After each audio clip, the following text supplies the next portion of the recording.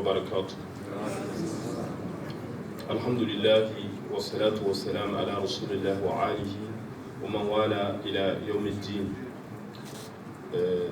Toutes les louanges sont à Allah, le clément, le miséricordieux, le maître et seigneur des univers. J'atteste qu'il n'y a aucune divinité hormis lui, il est unique et n'a pas d'associé. Et j'atteste que Muhammad sallallahu alayhi wa sallam est son serviteur et son messager. Qu'Allah lui accorde sa paix, sa miséricorde, à lui, à sa famille, à ses compagnons et à tous ceux qui suivent la voie ascendante jusqu'au jour de la rétribution des actes. Avec la permission du présidium de la fédération, de citer El Hadj Convé qui est là, qui est en même temps le doyen des imams, et au nom du collège des imams du Serfi, je voudrais dire 2 mots de rappel aux frères qui viennent d'être portés aux responsabilités ce matin.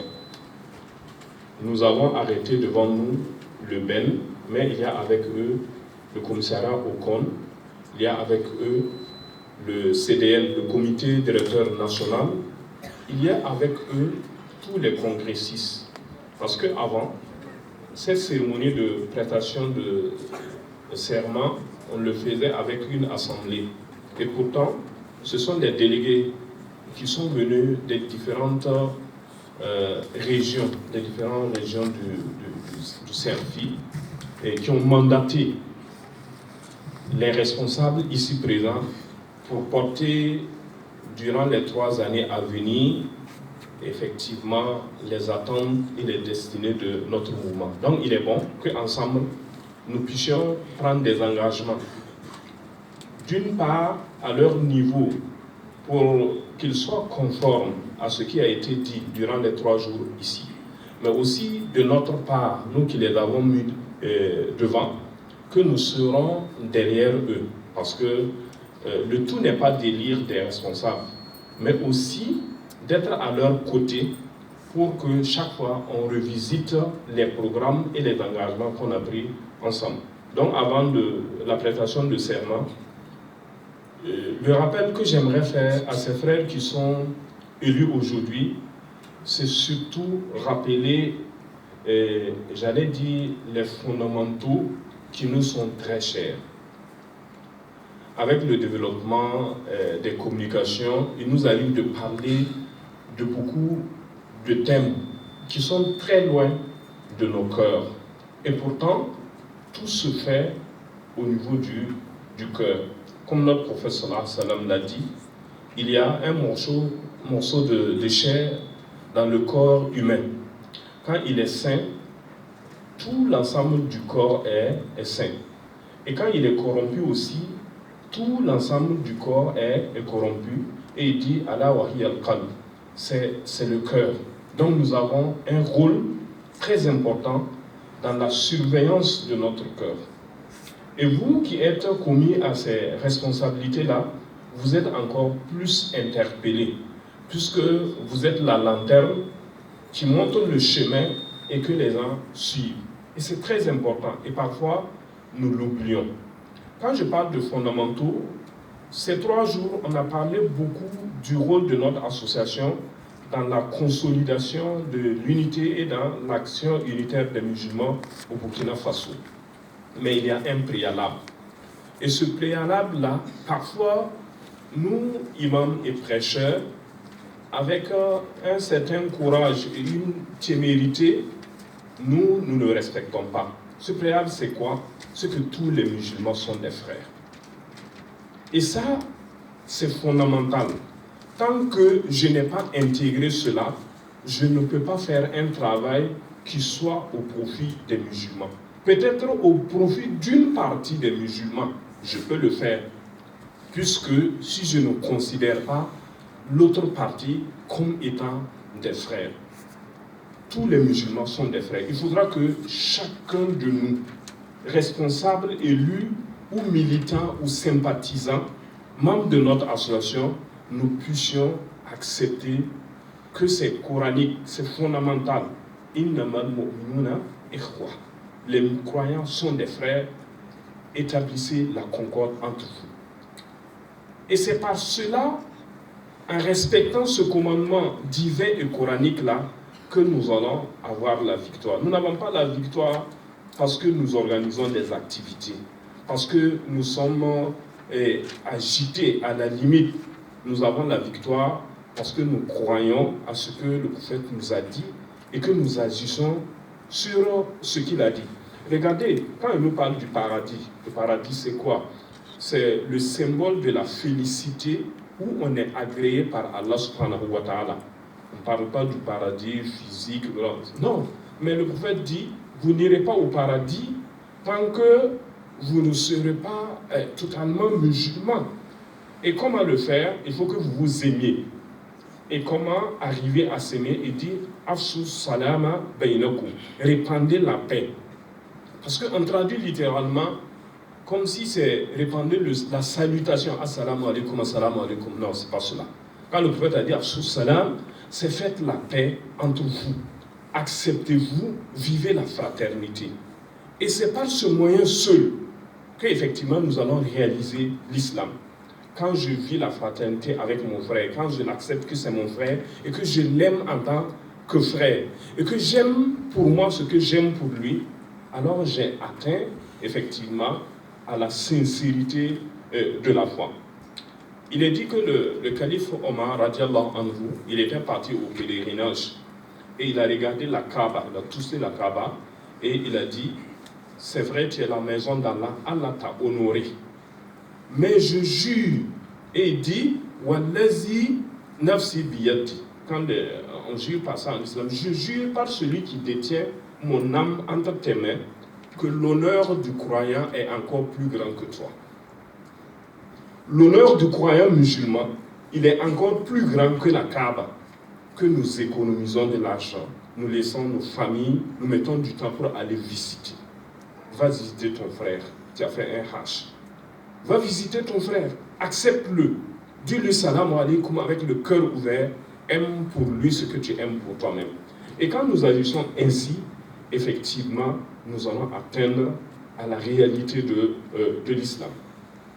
Ce même calife Omar, il avait envoyé des troupes et contrer des attaquants qui voulaient rentrer dans une contrée de l'islam. Et le général, chef d'état-major de ces troupes-là, lui a écrit pour dire au calife, nos ennemis sont encore plus nombreux que nous l'avons effectivement estimé. Envoie-nous des troupes. Et il est dit que c'est Saad bin Abi Waqqas qui était le général. Et Omar écrit à Saad pour lui dire, non, vous n'avez pas la victoire sur vos ennemis par la force de votre armement ou bien le nombre de vos combattants. Mais vous avez la victoire sur vos ennemis par la justice dans vos comportements. Si vous êtes juste, Dieu est avec vous. Mais si vous n'êtes pas juste et que vous êtes injuste, pourquoi vous les combattez? Parce qu'ils sont injustes. Si vous tombez dans l'injustice comme eux, effectivement, Dieu se retire et puis vous laisse armement contre armement, troupe contre troupe. Et comme ils sont des combattants de métier, plus armés, plus nombreux que vous, ils vont vous vaincre. Mais quand vous êtes dans la justice, Allah subhanahu wa ta'ala sera avec vous, quel que soit leur nombre. Donc c'est dans ça que nous avons la victoire. La victoire dans la réalisation de tous nos projets. Si nous acceptons la fraternité, vivre avec les frères, c'est difficile la fraternité. Quelqu'un est venu dire au prophète sallallahu alayhi wa sallam, je t'aime et j'aimerais être avec toi au paradis. Qu'est-ce que le prophète a dit? Prépare-toi à l'épreuve. Donc la fraternité, là, c'est une épreuve. Nous devons la vivre. Et encore, nous, plus que les autres. L'exemple que j'aime donner pour nous militants des associations, et particulièrement pour le CERFI et un peu l'AMB, j'ai dit ça se passe comme dans un conflit de génération. Dans un conflit de génération, les vieux sont assis avec des certitudes. C'est leur époque, ils ont vu les choses se faisaient ainsi. Et les jeunes viennent avec de nouvelles connaissances qu'ils n'arrivent pas à greffer aux certitudes des vieux. Mais si on demande qui doit comprendre l'autre, est-ce que le vieux qui a passé tout son temps à expérimenter son expérience, c'est lui qui doit laisser tomber ou bien c'est le jeune? C'est vrai que c'est le vieux qui doit laisser tomber, mais le jeune doit faire preuve de compréhension. Donc ce n'est pas à nous, chers fils, de demander à des gens de nous comprendre, mais c'est nous qui devons faire l'effort de comprendre les gens, quelle que soit leur insuffisance. Parce que ce qu'ils savent, nous savons. Et quand on sait, il n'y a pas d'excuse pour se comporter parce que quelqu'un n'a pas effectivement joué son rôle. Je dois dire non, je dois s'ouvrir cette épreuve de la fraternité-là. Donc, il faut que dans nos sections, nous vivions la fraternité. Que nous ayons le courage de dire que les musulmans sont frères et que c'est cette fraternité-là que nous voulons réaliser. Vers la fin de sa vie, le prophète sallallahu alayhi wa sallam a été confronté à cette réalité. Vers la 9e année, 8e année, qu'ils étaient encore à Médine. Donc, après 9 ans après l'Hégire, lors d'une campagne, il y a eu une altercation entre un musulman qui était de Médine et un autre qui était de la Mecque. Et vous savez, le muhajir a crié « Oh, vous les muhajiroun » et l'autre a dit « Oh, vous les ansars » et le prophète sallallahu alayhi wa sallam s'est mis à couler des larmes. Il dit « Pourquoi vous continuez à vous donner les noms de la Jahiliya alors que Dieu vous a fait des frères ?» Alors quand nous parlons de muhajirin et de ansar, nous rappelons leurs faits. Voilà, au côté du prophète sallallahu alayhi wa sallam. Mais ce jour, ça n'a pas plu au prophète. Parce que 10 ans après, on ne peut pas toujours dire que lui là, il vient de la Mecque et lui là, il venait de Médine. Ils sont tous musulmans. Allah leur a fait frères. Donc, mes frères et mes sœurs, ayant le courage, pas seulement ceux qui sont élus. Eux, ils doivent chaque fois nous le rappeler. Parce que c'est eux que nous avons mandatés aujourd'hui. Mais ceux aussi qui sont dans la salle et qui prêtent serment. Les musulmans sont des frères. Tant que je n'appelle pas cela, il ne faut pas que je fasse des discours sur l'unité des musulmans, le rôle unitaire, ça ne va rien amener, puisque je n'accepte pas que je travaille avec un frère. Vraiment, mes frères, comme on a parlé d'engagement durant les rappels, les matinées ici, avant-hier, hier, aujourd'hui, je n'ai pas voulu revenir sur ça, mais je veux vraiment que nous puissions prendre l'engagement de voir en chaque musulman un frère pour moi. Et ça va nous avancer grandement. Qu'Allah subhanahu wa ta'ala vous assiste. Donc, il vous a été mandaté pour effectivement jouer ce rôle-là de gardien, de veiller. La responsabilité en islam, on appelle ça al-mas'ouliya, ce dont on doit rendre compte. Donc vous allez rendre compte. Et chaque fois, au conseil d'administration, aux AG, etc., au congrès, bon, mais il y a un grand compte devant Allah subhanahu wa ta'ala. Et ça aussi, nous devons être conscients. Et je prie Allah subhanahu wa ta'ala que nous puissions le faire. Et ce n'est pas eux seulement, c'est nous aujourd'hui. C'est une responsabilité commune. Donc qu'Allah subhanahu wa ta'ala nous assiste, qu'Allah nous bénisse, qu'Allah nous aide, qu'Allah nous éclaire, qu'Allah fasse que nous puissions comprendre vraiment sa parole et la suivre de la bonne manière. Donc voilà pour ce qui était du rappel. Sans plus tarder, nous allons ensemble prendre les engagements. Voilà. Et pour l'engagement, moi je vais lire et puis vous allez à la fin lever la main pour dire je m'engage au nom d'Allah, je m'engage.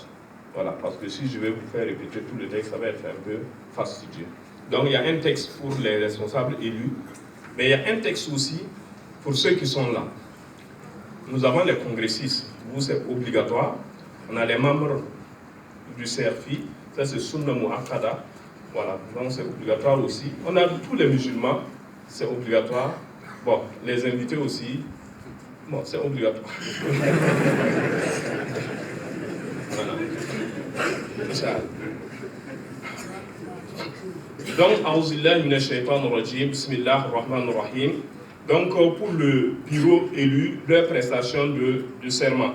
Bismillahir rahmanir rahim.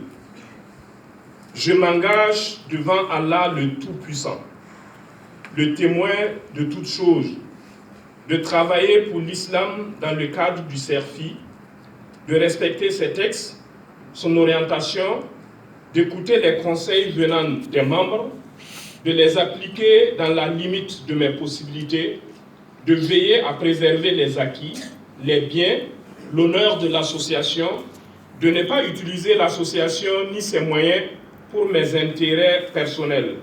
Sur ce, je m'engage devant Allah, qu'Allah soit témoin de mon engagement. Takbir. Que Dieu soit témoin, ainsi que nous les croyants. Maintenant, pour l'Assemblée, nous, celui qui ne veut pas qu'il se lève le corps pour s'engager.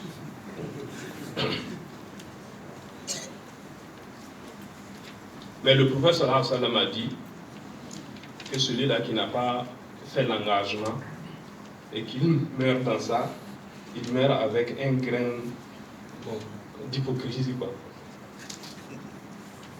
Et que la main de Dieu est sur notre main quand nous faisons l'engagement. Et que Dieu est satisfait de nous quand nous nous engageons.